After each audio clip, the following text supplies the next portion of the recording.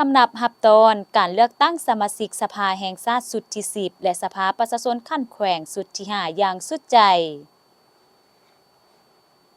สบายดีท่านผู้ชมที่เคารพขอต้อนรับบัดทานเข้าสู่รายการลาวสั่งศาสตร์ท่านผู้ชมมาพบกันในอาทิตย์นี้ทางรายการจะนำเสนอผลงานการเคลื่อนไหวเวียกงานต่างๆของแนวลาวสั่งศาสตร์มาให้บัดทานได้ติดตามรับชม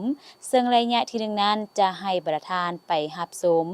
ประธานศูนย์กลางแนวลาวสั่งศาสตร์พบปะโอหลุมสมาชิกพรรคพนักงานของศูนย์กลางแนวลาวสั่งศาสตร์และระยะที่2จะให้บัดทานไปติดตามรับชมผลสำเร็จของประชุมสากลเสริมสร้างชายแดนลาวเวียดนามสันติภาพมิตรภาพและการร่วมมือการพัฒนาปี 2026ร่วมมือ2ฝ่ายระหว่างศูนย์กลางในลาวสั่งศาสตร์และบริษัทอัลคัวเวียดนามลาวการค้าซึ่งมีเนื้อในรายละเอียดการเป็นคืนใดเฮาไปรับชมพร้อมๆกัน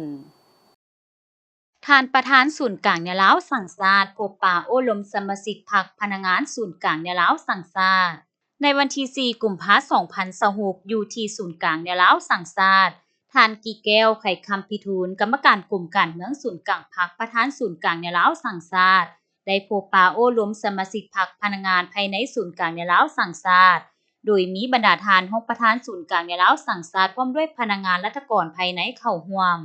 ในกองประชุมผู้เข้าร่วมได้รับฟังบทรายงานเกี่ยวกับกลุ่มจักการจัดตั้งและบุคลากรของศูนย์กลางในลาวสั่งศาสตร์ก็คือแนวลาวสั่งศาสตร์ทั่วประเทศบทรายงานโดยสั่งรวมการจัดตั้งปฏิบัติมาติกองประชุมใหญ่ครั้งที่11ผู้แทนแนวลาวสั่งศาสตร์ทั่วประเทศมาติกองประชุมใหญ่ครั้งที่5ขององค์คณะพรรคศูนย์กลางแนวลาวสั่งศาสตร์และแผนพัฒนาแนวลาวสั่งศาสตร์โดยยกให้เห็นสภาพการเคลื่อนไหวเวียกงานรอบด้านโดยย่อทั้งผลสำเร็จข้อสะดวกข้อคงค้างปัญหายุ่งยากสาเหตุบทเรียนและข้อเสนอต่างๆพร้อมกันนี้ผู้เข้าร่วมได้พร้อมกันประกอบความคิดความเห็นต่อทั้ง2เนื้อในเอกสารและตามสภาพความเป็นจริงกงไปกงมาในโอกาสสำคัญดังกล่าวได้รับฟังการโอ้ลมและการให้ทิศชี้นำจากทานศาสตราจารย์ปริญญาเอกกีแก้วไข่คำพิทูลประธานศูนย์กลางในลาวสั่งศาสตร์ซึ่งทานได้แสดงความสมเสยต่อผลสำเร็จผ่านมาและยกให้เห็น2ปัญหาต้นต่อทั้งอันรวมและอันเฉพาะภายในศูนย์กลางในลาวสั่งศาสตร์บ่สิแม่นแนวลาวอิสระสิแม่นแนวลาวรักษาสิแม่นแนวลาวสร้างสรรค์ล้วนแต่มีผลงานทั้งฉะนั้นจะเฮ็ดขี้หายกว่าเก่าจะเฮ็ดบ่ดีกว่าเก่าจะเฮ็ดถอยหลังเก่าแม่นบ่ได้บ่มีสิทธิ์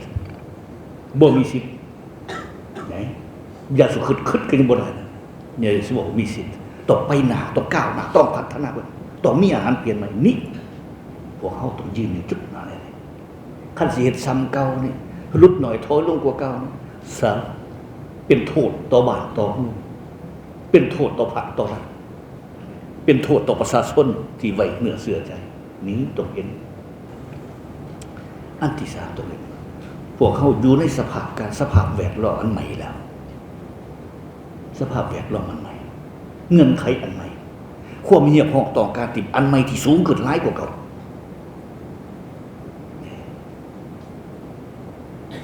อันนี้ต้องได้เห็น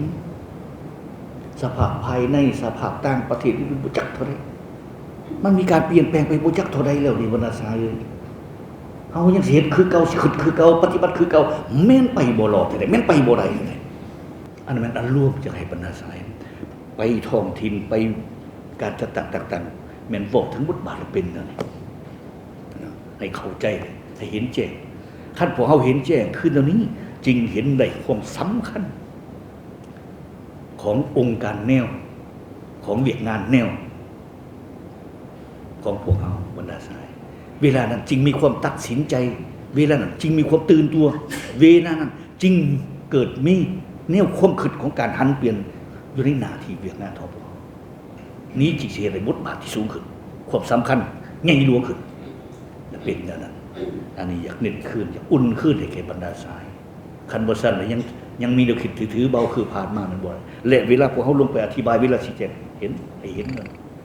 ความสำคัญของมันเนาะท่านผู้ชมเนื้อในจากทางรายการของพวกเฮายังบ่หมดเพียงเท่านี้ตอนนี้เฮาไปพักผ่อนกันก่อนแล้วจึงเข้ามาพบกันต่อในระยะต่อไปองค์การแนวลาวสร้างชาติยามใดก็เสริมขยายมูลเสื้อความสามัคคี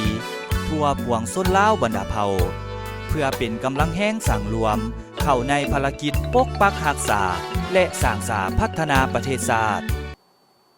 ท่านผู้ชมในวันที่22กุมภาพันธ์ที่จะมาถึงนี้ขอเชิญชวนพลเมืองลาวผู้ที่มีอายุ18ปีขึ้นไป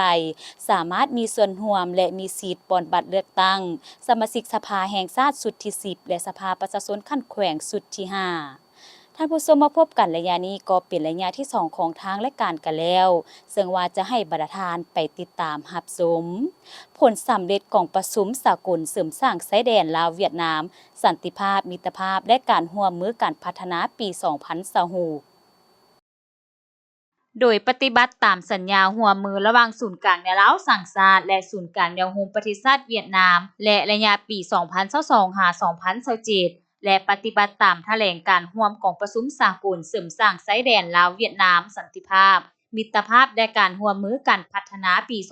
2022อยู่แขวงสวรรณเขตสาธารณรัฐประชาธิปไตยประชาชนลาวศูนย์กลางแนวลาวสร้างชาติร่วมกับศูนย์กลางแนวโฮมประเทศชาติเวียดนามได้จัดกองประชุมสากลเสริมสร้างชายแดนลาวเวียดนามสันติภาพมิตรภาพและการร่วมมือการพัฒนาปี2026ขึ้นในอาทิตย์ผ่านมานี้ที่แขวงเงอ่านสาธารณรัฐสังคมนิยมเวียดนามโดยการเป็นประธานร่วมฝ่ายลาวนํโดยท่านคำพอยวรรณสารกรรมการศูนย์กลางภาคของประธานศูนย์กลางแนวลาวสร้างชาติและท่านฮวางกงทุยรองประธานคณะกรรมการศูนย์กลางแนวโฮมประเทศชาติเวียดนามเป็นเกียรติเข้าร่วมของท่านนางหวอทิมิงซิงรองเลขาพรรคแขวงประธานแนวโฮมประเทศชาติเวียดนามแขวงหัวหน้าคณะผู้แทนสภาแห่งชาติแขวงเงอ่านมีบรรดาท่านผู้ต่างหน้าคณะพัวพันต่างประเทศกระทรวงการต่างประเทศกระทรวงป้องกันประเทศบรรดาท่านประธานแนวลาวสร้างชาติและประธานแนวโฮมประเทศชาติเวียดนามของบรรดาแขวงของ2ประเทศที่มีชายแดนติดจอดกันพร้อมด้วยบรรดาท่านผู้ต่างหน้าจากภาคส่วนต่างๆที่เกี่ยวข้องของทั้ง2ฝ่ายเข้าร่วมในกองประชุมได้รับฟังการนำเสนอบทสรุปตีราคาคืนเกี่ยวกับผลสำเร็จในการจัดตั้งปฏิบัติสัญญาการร่วมมือระยะปี2022-2026ผ่านมาเสนอโดยท่านปริญญาเอกดาวเวียงศักดิ์วางวิจิตรหัวหน้าห้องการศูนย์กลางแนวลาวสร้างชาติซึ่งมีเนื้อในจิตใจที่ได้ร่วมกันจัดตั้งปฏิบัติเป็นต้นแมนได้มีการส่งคณะผู้แทนไปเยี่ยมยามซึ่งกันและกันเพื่อแลกเปลี่ยนบทเรียนประสบการณ์ในด้านเวียกงานต่างๆได้ฝึกอบรมยกระดับความเข้าใจในเวียกงานแนวโฮมการพัวพันร่วมมือของ2องค์การแนวโฮมลาวเวียดนามได้ประกอบส่วนเข้าในการเพิ่มทวีสายพัวพันมิตรภาพอันยิ่งใหญ่ความสามัคคีพิเศษการร่วมมือรอบด้านระหว่าง2ภาค2รัฐและประชาชนของ2ชาติลาวเวียดนามเวียดนามลาวเว้ารวมเว้าเฉพาะแม่นบรรดาแขวงที่มีชายแดนติดจอดกันของ2ประเทศพร้อมกันนี้บรรดาท่านต่างหน้าจากแนวลาวสร้างชาติแขวงและบรรดาท่านต่างหน้าจากแนวโฮมประเทศชาติเวียดนามแขวงยังได้ประกอบคำคิดคำเห็นอย่างกงไปกงมาปรึกษาหารือแลกเปลี่ยนได้เห็นดีเป็นเอกภาพและเซ็นบทบันทึกการร่วมมือเกี่ยวกับทิศทางในต่อหน้าโดยเฉพาะแม่นอิงใส่เนื้อในจิตใจของแถลงการร่วมของประชุมขั้นสูงของ2ภาคในเดือน12ปี2025เกี่ยวกับการยั่งยืนคำขวัญร่วมกันว่ามิตรภาพอันยิ่งใหญ่ความสามัคคีพิเศษการร่วมมือรอบด้านและหุ้นส่วนยุทธศาสตร์ลาวเวียดนามเพื่อประสานสมทบการเสริมสร้างชายแดนลาวเวียดนามสันติภาพมิตรภาพและการร่วมมือกันพัฒนาระยะ2026-2028ด้วยบรรดาเนื้อในสำคัญคือ 1. สืบต่อโฆษณาศึกษาอบรมให้ประชาชนทุกชั้นคนให้มีความเข้าใจอย่างลึกซึ้งและเอกอ้างทะนงใจเกี่ยวกับสายพัวพันอันดีงามความสามัคคีพิเศษระหว่างประชาชน2ประเทศโฆษณาเผยแพร่ให้ประชาชนอยู่เขตชายแดนของ2ประเทศเกี่ยวกับการเสริมสร้างชายแดนสันติภาพมิตรภาพเพื่อผลประโยชน์ของประชาชนและการพัฒนาของแต่ละประเทศ 2. แนวโน้มของบรรดาแขวงที่มีชายแดนติดจอดกันของ2ประเทศสมยุการขนขวายขบวนการแข่งขันรักษาขนขวายประชาชนเสริมขยายบทบาทเป็นเจ้าการของประเทศชาติและบ้านเกิดเมืองนอนเข้าร่วมการพัฒนาเศรษฐกิจยกสูงชีวิตการเป็นอยู่ลดพรอัตราส่วนครอบครัวทุกอย่างปฏิบัติบรรดาแผนเวียกการแฮกเซียวบรรดาด่านชายแดนระหว่างบ้านตาแสงและเมือง2ฝากชายแดนตามที่คณะภาคองค์การปกครองได้ตกลงแล้วให้มีมากผล 3. สืบต่อก่อสร้างบรรดาองค์การแนวโฮมและองค์การมหาชนให้เข้มแข็งประกอบส่วนปรับปรุงระบบรากฐานการเมืองอยู่เขตชายแดน 4. สืบต่อสุขยุส่งเสริมและเป็นขัวต่อให้บรรดาวิสาหกิจนักลงทุนของ2ประเทศให้มีการลงทุนและพัฒนาพื้นฐานโครงสร้างเขตเศรษฐกิจศูนย์การค้าอยู่บรรดาด่านชายแดนด้านประเพณีโครงการพัฒนาเศรษฐกิจสังคมพัฒนาและส่งเสริมผลิตภัณฑ์การท่องเที่ยว อยู่ท้องถิ่นตามชายแดนประกอบส่วนเข้าในการพัฒนาเศรษฐกิจสังคมสร้างเวียงเฮ็ดงานทำสร้างรายรับให้ประชาชนให้หลุดพ้นจากความทุกข์ยากเทื่อละก้าว 5. สืบต่อซี่นำแนวโน้มบรรดาแขวงที่มีชายแดนติดโจทย์กันคัดเลือกเนื้อในที่แท่นเหมาะกับสภาพตัวจริงของท้องถิ่นให้แก่แนวโน้มเมืองตาแสงและบรรดากลุ่มบ้านชายแดนลงนามแข่งขันประกอบส่วนก่อสร้างเขตชายแดนเพื่อรับประกันความเป็นระเบียบเรียบร้อย 6. ประสานสมทบกันในการติดตามกวดกาเก็บกำข้อมูลข่าวสารและสั่งรวมคำเห็นความมุ่งมา่ปรารถนาของประชาชนลาวและเวียดนามลาวในการเสริมสร้างชายแดนสันติภาพมิตรภาพและการร่วมมือกันพัฒนาและ7ทั้งสองฝ่ายเปิดกว้างรูปแบบการพบปะแลกเปลี่ยนมิตรภาพระหว่างแนวโน้มขั้นศูนย์กลางและท้องถิ่นของสองประเทศโอกาสนี้คณะได้ไปเยี่ยมยามอนุสรณ์สถานเฮือนประธานโฮจิมินห์เข้าร่วมพิธีระลึกวันประธานโฮจิมินห์กลับคืนประเทศซี่น้ำการปฏิวัติโดยกงครบรอบ85 ปีไปทัศนาเยี่ยมยามเขตพัฒนาแหล่งท่องเที่ยววินวอนเดอร์สและไปทัศนาศึกษาเยี่ยมยามกลุ่มบริษัทที่เฮ็ดอยู่ตาแสงเงียดานแขวงเยอานตื่มอีกและสุดท้ายนี้จะให้ประธานไปติดตามรับชมร่วมมือสองฝ่ายระหว่างศูนย์กลางในลาวสังชาติและบริษัทอาควาลาวเวียดนามการค้า